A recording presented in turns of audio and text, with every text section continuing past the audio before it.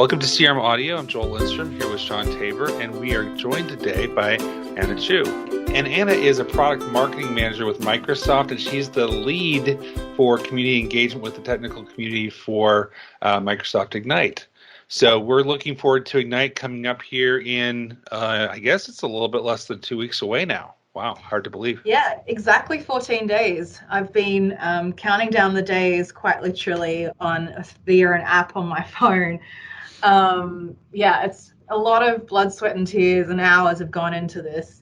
I counted last Friday. I've been in exactly 370 meetings leading up to the day. Wow. That's more days in the year. That's more than there's days in the year for sure. Yeah. Wow. When do you start planning for Ignite? Do you As start soon like as a the week last after one the last finishes. one? Yeah, pretty much as soon as the last one finishes, we go straight into what we call post-mortem meetings because this train keeps rolling, right? We think about what went well, what could have been improved, and we really want to, and we usually announce when the next Ignite is happening that Friday also. So we really don't stop. And not only to add, we do Microsoft Ignite the tour straight after as well. So, yeah, there isn't a lot of time for us to recuperate from the big week that was. Yeah, absolutely. So is Orlando the permanent home for Ignite, or do you ever move it to other places? Yeah, we have been to other places. Before we were in Orlando, we were in Atlanta. And I believe before that we were in Chicago. But there aren't that many venues in the US that can fit a conference as large as this one. So I actually don't know where our next Ignite location is going to be. But I would hazard a guess that it'd be between Orlando and Las Vegas. But between those two, I would definitely opt for Orlando every time. Right. Yeah, exactly. So is this Microsoft's biggest conference? I've heard people say it, but I wasn't sure. Oh, yeah, definitely.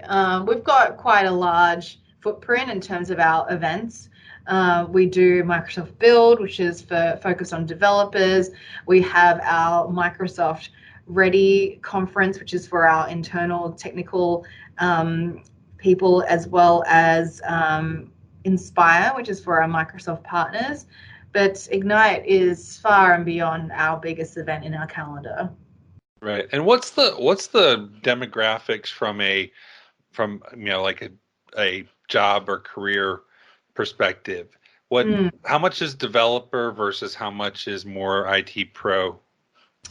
Yeah, it's a good question. I mean, we have come from Microsoft Ignite being sort of well known to be a solely IT professional audience, but we're really wanting to change that and diversify and it be inclusive of developer content too. So if you take a look at My Ignite, which is where you can find the schedule, you'll actually see quite a lot more developer content. And 2019 is really the year we're really making that shift to have much more developer content than we've ever had before. We certainly have an aspiration to make it a 50-50 event where whether you're a developer or an IT pro, this is the event for you when it comes to all things Microsoft. But and I certainly think that that's where we'll be in 2020. But we need to let people know that in order for us to have the developers want to see that this is the event for them too. So yeah, this is definitely a transitional year for us. Yeah, that's great. Last year was our first time there, and I gotta say my impression was, wow, this is a whole other level of conference than what I was used to. Because I've been to the Business Application Summit and User Group Summits, which have upwards of maybe 8,000 to 9,000 people at them. But this was magnitudes bigger, and you're immediately impressed by the sheer size of it. Yeah, and last year was your first time going to Microsoft Ignite? Yeah. Yep. Yeah. Yep. Was that overwhelming for you for someone who was a first timer?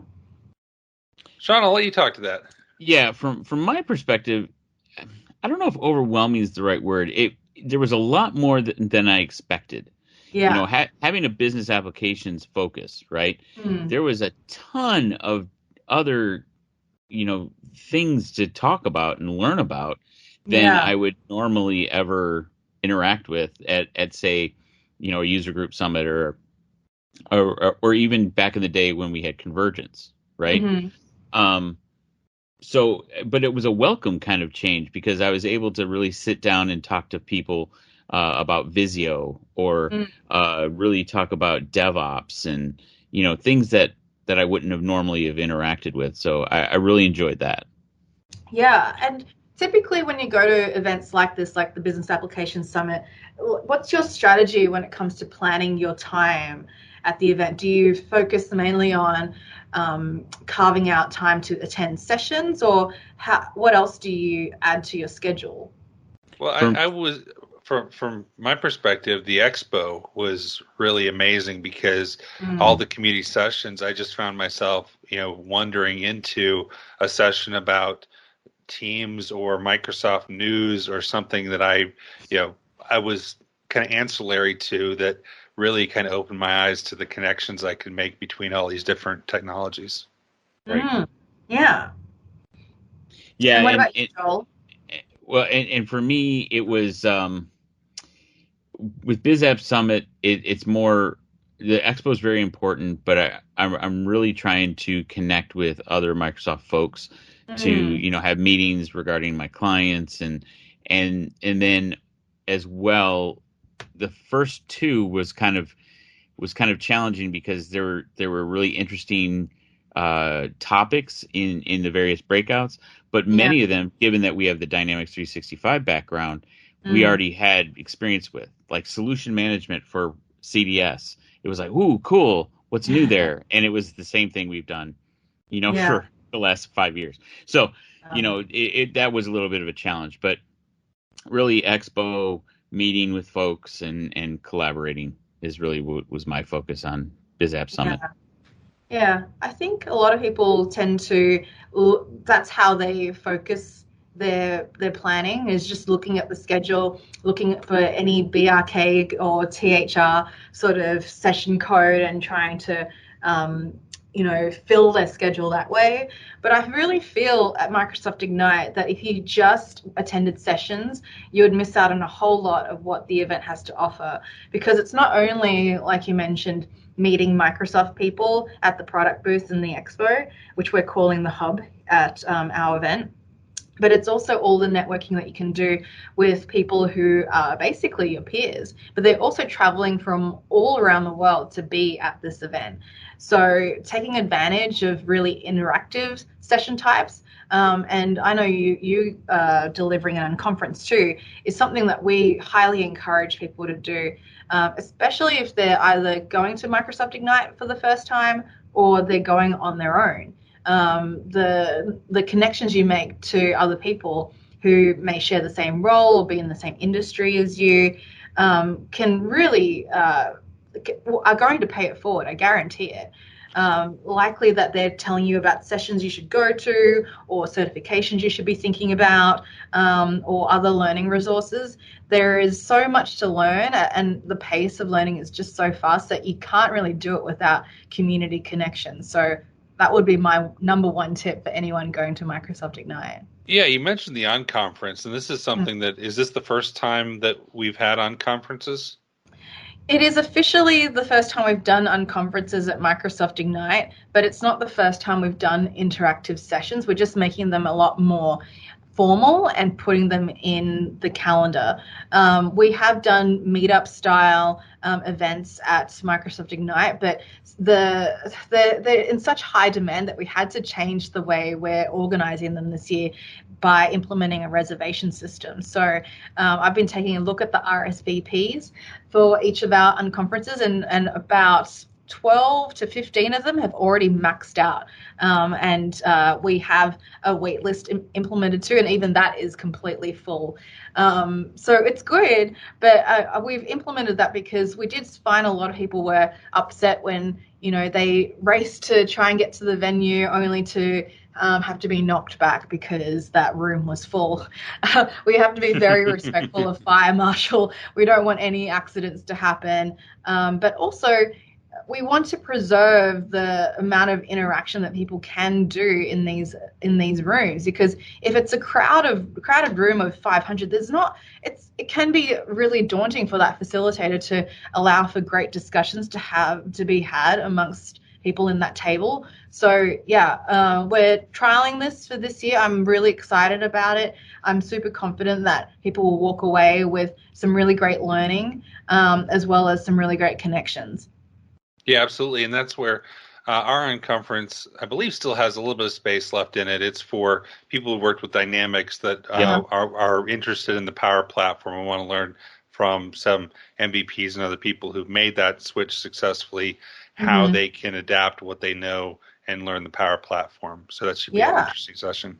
Awesome. But as far as the other sessions, like the community sessions and the other things like that, one nice thing is, like last year, almost all those sessions were available after the fact, or even to people who didn't go there. So if there was a long line out the door for a session, I knew I could catch it on the recording. Then I found some other interesting ones to go to. But you're doing something new this year, where you're live streaming them, right? Yeah, actually, it's not new. We did it last year. We live streamed every single breakout, every single theater, as well as all of our keynotes. There are some slight differences which I'll talk to. But the first piece is that we wanted people to feel that if they didn't get a chance to go to Microsoft Ignite, because we sold out on September 4th this year. There is still a lot of opportunity for them to interact with our content, and that's through our live streaming. And not only that, if you're a Microsoft Tech Community member, not only will you be able to live stream those sessions, you'll also be able to ask those questions directly to the speakers. So, and certainly many of them will be very focused on delivering a great session and won't be able to answer the questions live, but there's certainly your access to those speakers is not lost because you weren't physically at the event. So it's a huge investment on our part. But not only that, we're recording the sessions and making the recordings available long after Microsoft Ignite is over. We did this last year. You could find all of those recordings through the Microsoft Tech Community. And yeah, it's a huge, the fact of the matter is this is a huge community. There are millions of IT professionals and developers out there, and they're all searching for this information. Why not make all of this great content that we deliver at Microsoft Ignite available to them? Right. And that's why if you didn't get in and you missed the registration and it's sold out, you can at least take advantage of the great content that way. Oh, for sure. And on our team, I mean, we're two of hundreds, right, that get to go. And luckily, we're able to speak at the event, so we're able to go. But when we come back, we do our own debrief internally and make sure everybody has links to those recordings of the really, pertinent sessions for our practice to make sure we share that information as well.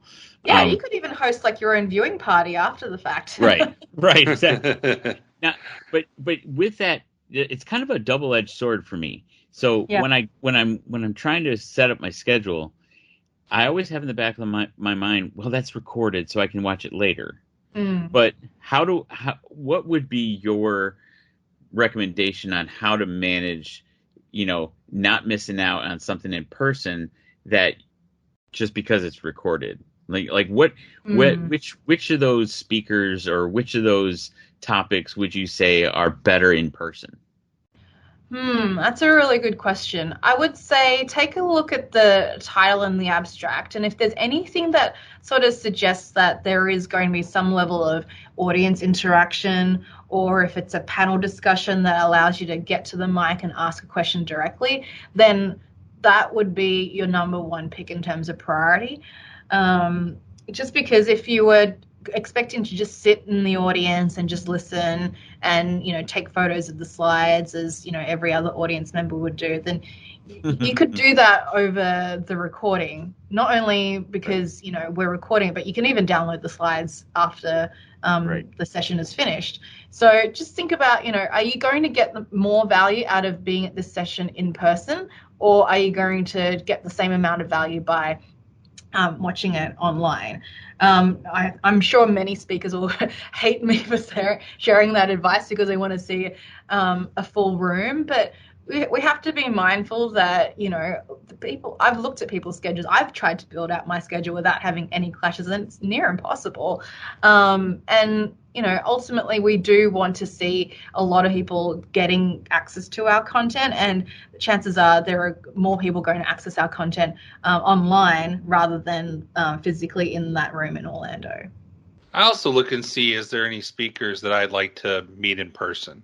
And maybe Right. I'll have a chance after the session to shake their hand and, you know, maybe create an ongoing conversation with them if it's a topic I want to learn more about. Yeah, for sure. And I know that people love that opportunity to do that handshake, etc. But we always have a challenge in terms of trying to bump out that room to let the other session have room to set up and get their attendees in. So one of the things that we're going to launch starting tomorrow on October 22nd is our Expert Connect sessions. So think of this as all of our speakers making themselves available for a bookable 45-minute consultation. So we'll have a specific area called Expert Connect in the hub, which is what we're calling our expo area, where you can basically book a 45-minute session with any expert we have there. And that's not just inclusive of Microsoft people. Anyone who's from the community who's also speaking is going to be available for Expert Connect sessions. So take a look at that on when you're, if you are attending Microsoft Ignite, refresh the My Ignite website to see how you can reserve those sessions.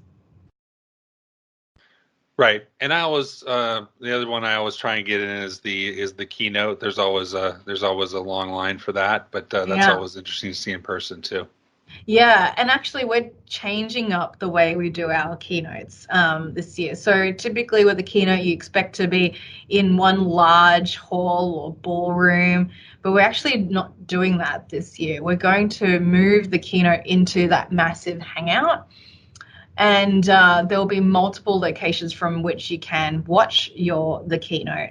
So if you remember that hangout, it's this massive space with huge video screens, and the capacity of that space is actually a lot less than what you would typically see for a keynote. In fact, we don't have enough space for everybody to watch the keynote there. So what happens with the keynote is that we have a tech keynote that happens straight afterwards, and there are 4 concurrent ones.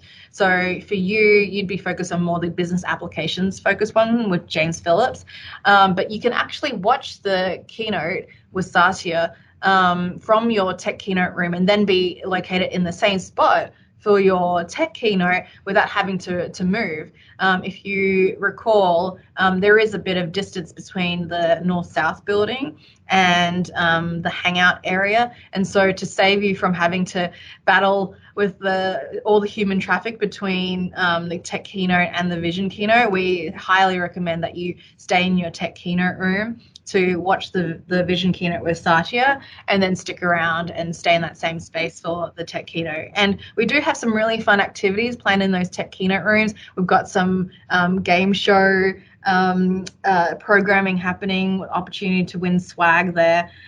So that's going to be happening. But yes, the keynote is happening in the Hangout, but also any video screen that is in that hub area, whether it's in our Microsoft Ignite Live studio or the Microsoft Mechanics live stage, you'll be able to watch the vision keynote from there too.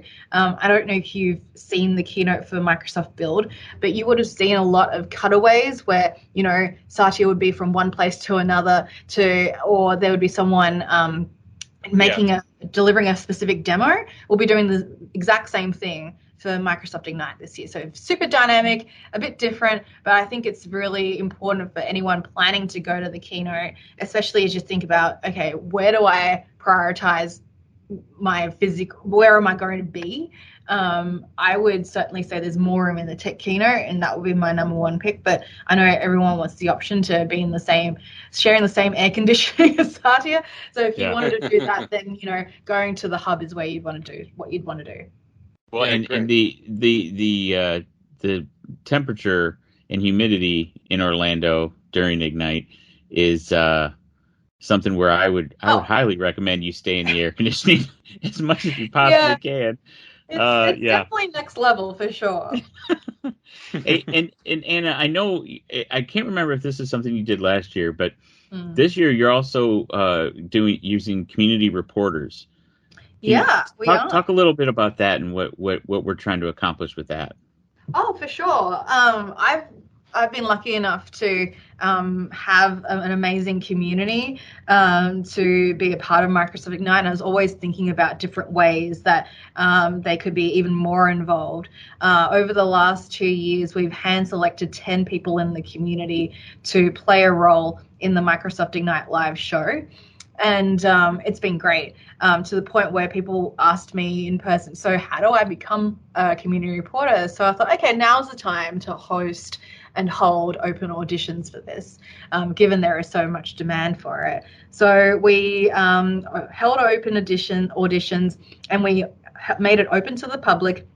And we selected 10 amazing people to play this role of not only being part of the Microsoft Ignite live show, but they also get to be the keepers of privileged information that they can share to help Microsoft Ignite attendees get better prepared for their week in November. So we are on a Teams chat channel where we get to tell them about things like when the mobile app is going to be launched, and that we have therapy animals located in the hub as well. And they're doing an amazing job interviewing individual people who are part of the planning team to help people get prepared for the event and just generally get excited.